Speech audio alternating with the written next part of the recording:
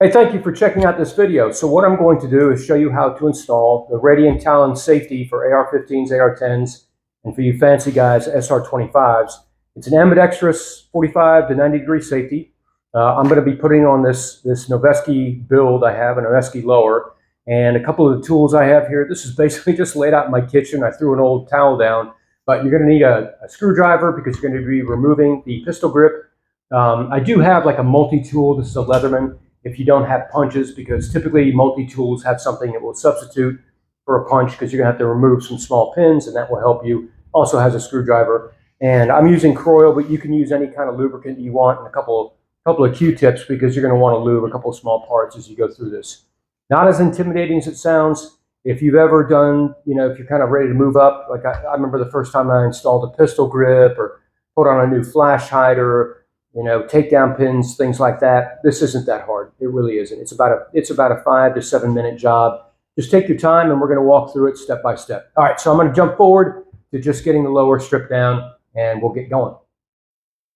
Okay, so I've got the lower strip down, taken apart, and what you'll notice is obviously this is a 90 degree throw. Currently, it is not ambidextrous, so it's just a basic lower with a 90 degree, and I'm going to change it to the ambidextrous 45 degree.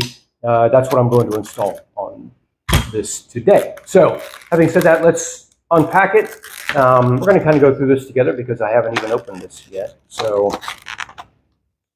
there's the front pieces. There's, of course, the strong side if you're a right-handed shooter or the correct shooter. This is going to be on the right-hand side. And then the smaller is, of course, going to be on the opposite side, right? So that's how that works.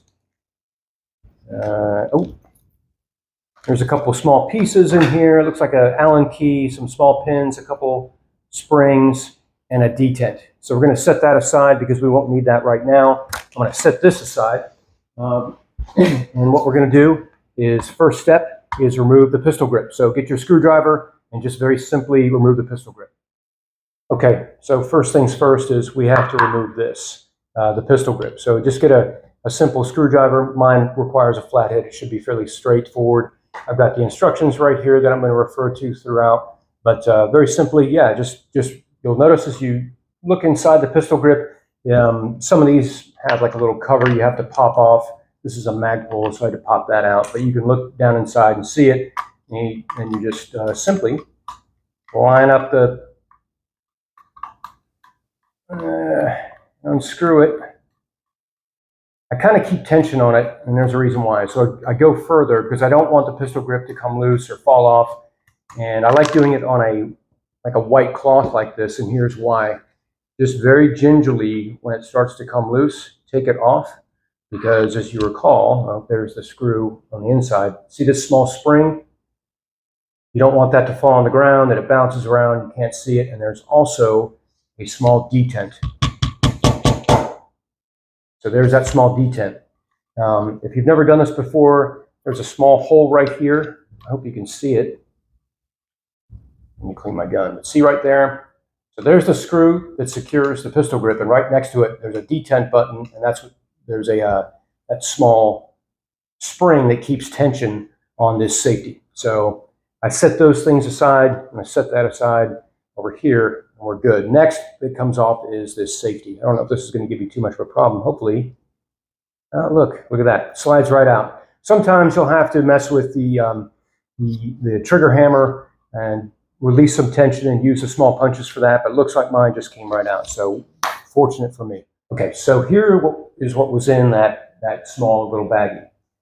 Allen key, a long spring, 2 short springs. I hope you can see that. And then 2 silverish looking detent buttons, and then 1 black one. Here's what's cool. They gave you a detent button and a spring for your pistol grip. So you can set those aside. You can use the brand new ones. You can use your old ones, whatever you like. But what you're going to use to put in for your new safety are these guys right here. So these 2 springs and these 2 small detent buttons. I'm going to go over that right now. So now that the pistol grip's off, we have the Radian pieces lined up here, and you can see, probably better on the white towel than in my hands, but I'll show you. So that's the strong side. If you're a right-handed shooter, that's going to go on the left-handed side. and then this one will go on the far side. This is what they call the cylinder. So I'm going to show you, hopefully you can see this close up. So there's two sides to this. This is the short side. See that channel right there? You have to decide if you want this to be a 90-degree throw or a 45-degree throw. So you have to kind of take a good hard look at this as you roll it over, because that will determine, oh, I should get that out of the way. That will determine which side goes facing down, right? So there's the short side and there's the longer channel. If you want a 90-degree throw, that's great. Just make sure that the longer side is facing down inside your lower receiver. If you want the 45-degree throw, then the shorter side needs to face down as you push it through, okay? So I want a 45-degree throw, but before I go ahead and put it in, what I like to do typically whenever I'm putting something together is I like to do a dry run, right? So you'll notice here on the safety switch, there's a channel, okay? And there's a hole right there. That's what this detent button and that spring, there's two detents that's going to go on and a spring that's going to go inside here, okay? So what I like to do is just typically, kind of do a pre-run before I put it on the weapon to make sure it kind of slides in there. That's how it slides in. So you roll it over, see that channel? See right there? Hopefully I'm in the camera's eye. Kind of looks like that. Okay, and it's going to be held in place by a spring and detent, so it's going to have tension on it. Same thing for the other side. So there's the other one. Like I said, before I get it all in there and I'm under tension and I'm freaking out, it won't fit, I like to make sure it's good to go. So that's how it looks, okay? So yeah, I'm going to tell you, using this punch, having a punch helped quite a bit. Again, if you have a multi-tool or something, there are small little tools that you might be able to use to do it, like this, something like that. I don't know if you can see it. That might help push it down as you slide it over, but for sure having this punch helped. Now, I just pushed it and kind of, there you go. See how it's snicked in there? And you'll see, maybe you can't, I hope so. See how it kind of flashes? You'll see the head of that detent right there. Okay, so what I'm going to do now is, of course, slide it. Oh, please. There you go. Now that's in. Okay, now that's in. Next, what we're going to do is put on the other side. So I'm going to put in the spring and detent on this side. And then, of course, I'll reattach the pistol grip and then do a check. Some folks may want to do put the pistol grip on first and do kind of a functions check to make sure it's good to go. But I guess maybe it doesn't matter, the sequencing of events. So we're going to do that next. Okay, now that you've got one side in, what I like to do is, and of course this is my first time, flip it over and do the other side. So it should be easier, hopefully, with it kind of braced against the table here.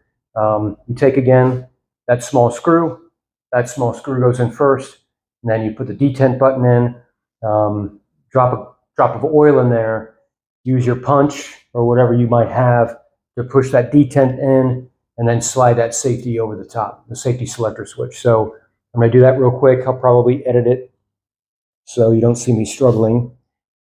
All right, folks, so remember, I think I showed you earlier, that little hole there, there's the screw hole, but there's the little hole. And what you're going to do is take your detent, and it almost looks like a little bullet. It's got kind of a conical shape on top. Okay, so take that, pretty simple. Right there, that little hole, you drop it in. Okay, the conical end, the pointy end shaped face downward. And of course, you've got your pistol grip. I'm not going to show you how to do that too much, but there's the the spring, and you just kind of line it up very gently. There you go. And then, of course, we take our screw and put it back in. So I'm going to go ahead and do that real quick. Okay, guys, the very last thing you need to do after you put the pistol grip on is, of course, do a functions check with your new safety. So, as I've mentioned, I put it on a 45-degree throw, and I'll explain all this goosh of oil here in a second. So you put it on fire. Make sure you don't let that hammer come forward. And of course, works. Yay! Put it on safe. No shoot. Yeah, I do have a gobs of oil in here because this was a little bit stiff when I installed it. Another lesson learned too, I mentioned this cylinder piece that goes all the way across.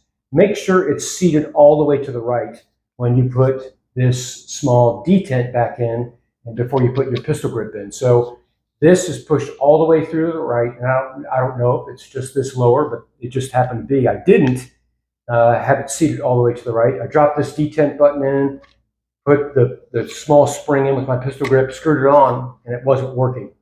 So kind of played with it a little bit. Maybe it's a rookie mistake. Maybe it's just this lower, but that's just the way it is. Now, of course, the absolute last thing you should do, and final, is put your upper and lower together and then do a functions check that way. But I'm pretty satisfied that I'm good to go. It works. I do have a lot of lube on there because it is quite stiff. I'm not worried about it. It'll work in over time. Okay, guys, if you like what I do, please go ahead and hit the like button. Make a comment if I'm doing something wrong, or maybe you can help me get better at these. I do appreciate feedback, and I do read through them all. And if you really like what I do, hit the subscribe button. Got a couple other videos in the queue, and I'm going to pump them out here very shortly. But again, I do appreciate you, and thank you for watching. All right, have a good one. Because I have OCPD, which isn't such a bad thing, I've reassembled the rifle, and I want to make sure that absolutely it functions with the upper receiver on there as well. So we did the manual check. Of course, the weapon is clear. I don't have any ammunition in it. I've just reassembled it. So, you know, of course, you charge it, and you can see the safety is on safe. It does not work. Go ahead and put it to fire. Again, it is a cleared weapon, and it works, right? So charge it again, and it works just fine. Now, you can do a functions check. So I'm going to do the reset, and she works great.